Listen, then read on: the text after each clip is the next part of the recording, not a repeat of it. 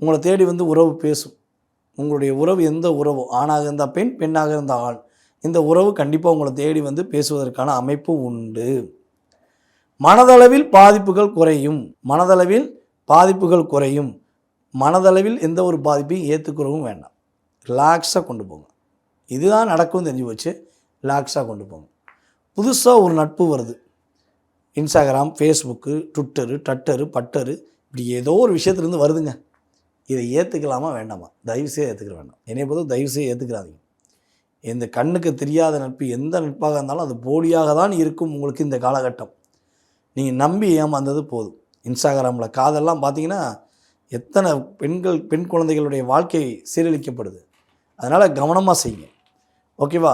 அதே போல் நம்மளுடைய மீனராசி பெண்களுக்கு வந்து பார்த்திங்கன்னா அரசாங்க வேலை கிடைப்பதற்கான வாய்ப்புண்டு. அரசாங்கம் மூலமாக நல்ல மாற்றங்கள் ஏற்பட வாய்ப்புண்டு. அரசாங்க வேலைக்கு மீனராசிக்காரங்க யாரெல்லாம் முயற்சி எடுக்கிறீங்களோ அவங்களுக்கு வெற்றி உண்டு. அரசாங்கத்துக்கு எதிராக எந்த ஒரு விஷயத்தையும் நீங்கள் செஞ்சிடக்கூடாது. அரசாங்க வேலையில் இருக்கிறவங்க ரொம்ப நிதானமாக பொறுமையாக மக்களுக்கு துரோகம் செய்யாமல் செஞ்சீங்கன்னா பேர் வாங்குவீங்க. இல்லைன்னா உங்களுடைய வேலையை விட்டுட்டு தெருவில் வந்து நிற்க வேண்டிய சூழ்நிலை வந்துடும். ஓகேவா?